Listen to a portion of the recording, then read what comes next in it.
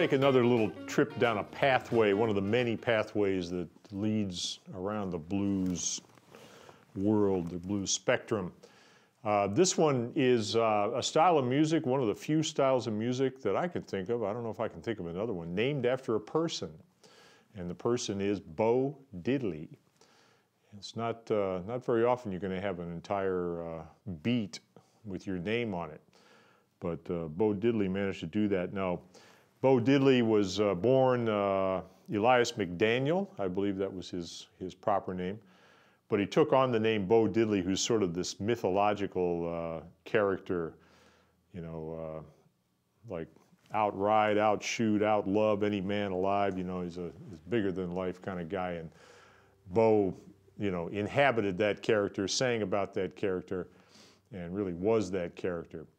And Bo Diddley started his professional career, if you want to call it that, on the streets of Chicago, singing on street corners. You know, he's playing guitar and his cousin's playing washboard and his buddy is playing harmonica, and they're playing for people that pass by and throw, you know, nickels and dimes and quarters in a hat, that kind of thing. But he was influenced by the music that he heard in church. And one of the sounds that you would hear in a black Southern church is what they call the ring shout. And the ring shout is people standing in a circle and they're moving rhythmically around the circle, and there's a certain beat, which is bop, bop, bop, bop, bop, bop. And this rhythm is kept up for a long period of time, and people are dancing and moving, and it's sort of a hypnotic thing. Now, you might remember that rhythm from the Tresillo, the New Orleans beat. And the Tresillo was bop, bop, bop, boom, boom, boom, boom, boom, boom, boom, boom, boom, which was a sort of a stripped down version of the clave. Bop, dop, dop, bop, bop, bop, dop, dop, bop, bop. And what is the Bo Diddley beat? The classic Bo Diddley beat is.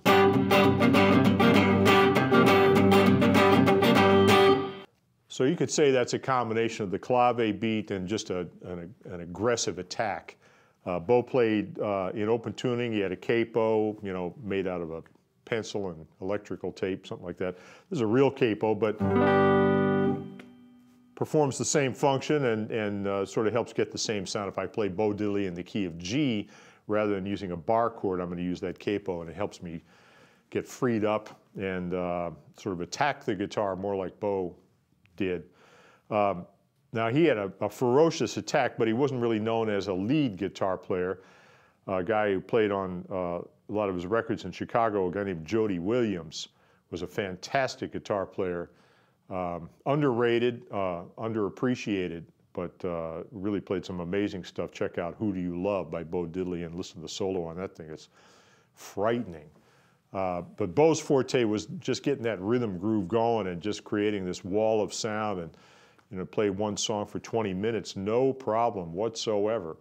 So when we think of the Bo Diddley groove and people perform the Bo Diddley groove, it's often done more or less by the book, and this was true of the people who were influenced by him. When the song Bo Diddley came out, which was around 1954, 55, somewhere in that range there, it was a hit record, and other musicians picked up on it, notably Buddy Holly, who wrote the song Not Fade Away based on Bo Diddley.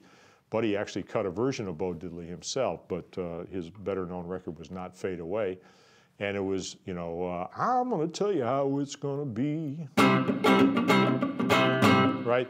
And he did it very specifically and very evenly.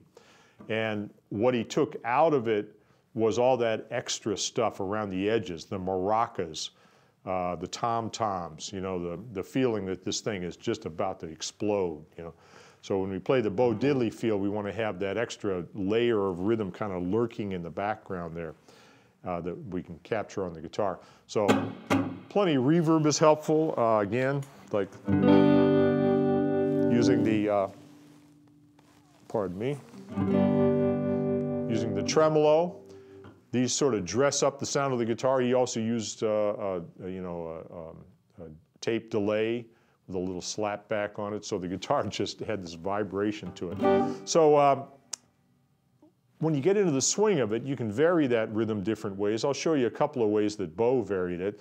By and large, it's a one-chord thing. You don't have to make the changes. You can, you can play a Bo Diddley beat over a 12-bar blues, but we'll look at it as a one-chord sound and see what kind of little attitudes we can create using our rhythm parts, all right? Let's listen to the track and then we'll talk.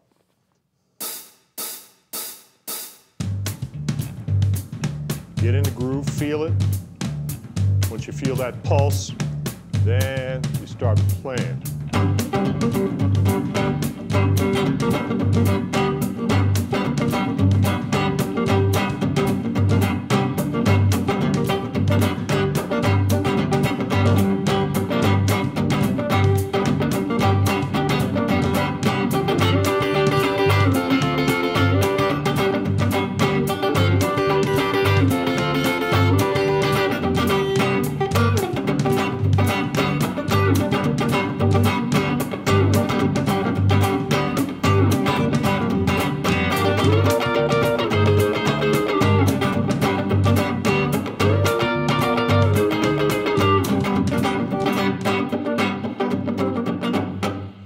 Okay, I kind of took you through a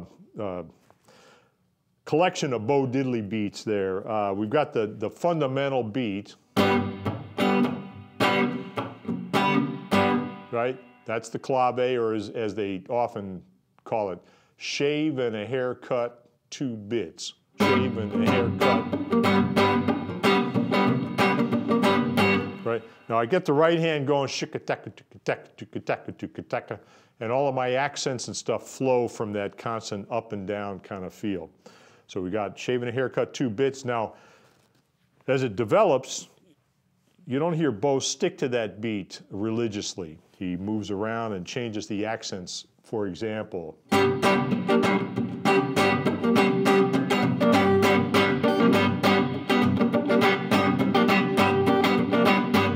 Right? It could be any number of variations, but that's the idea of it, is that accents falling on different beats. It's still that 2-bar kind of concept there. This is a 2-beat underneath, boom, do, do, do, bump, do, do, do, do, bump, do, bap, boom, right? So it's all kind of lying on top of that bed of 2-beat rhythm. Taking the G chord and moving it up and down a whole step, to F against that same rhythm pattern. Just creates a little tension, Right? Those are quarter note triplets, technically. Dot, dot, dot, dot, dot, dot, dot, dot, dot, dot, dot, dot, dot. It goes like 1, 2.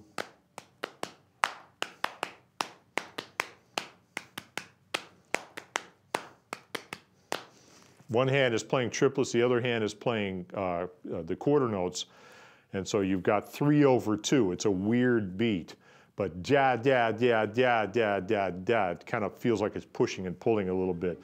It's intuitive. You don't have to count it out. You can feel it. Then you get just because he's got the capo, he can go.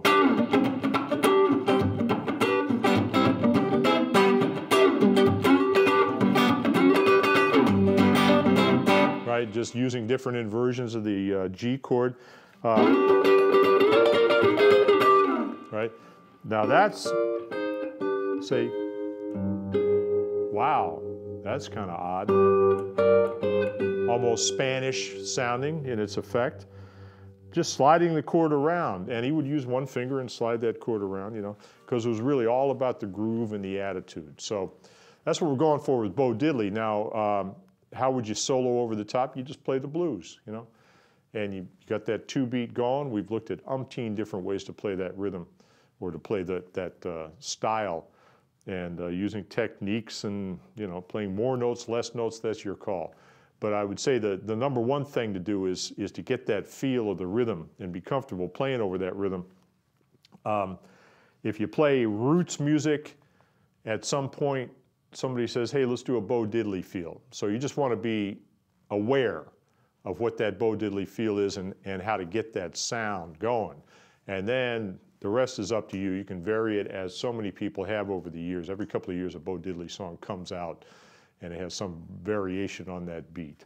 And it's a lot of fun. So this is really just a rhythm lesson. And you just play over that rhythm track there, get in the groove and just have fun wailing on those chords. And if you have questions about it, you know, want to know if you're getting that feel right or anything else that you can try, send me a video. Let me know what you're doing. And I'd love to see it. All right, have fun with Bo.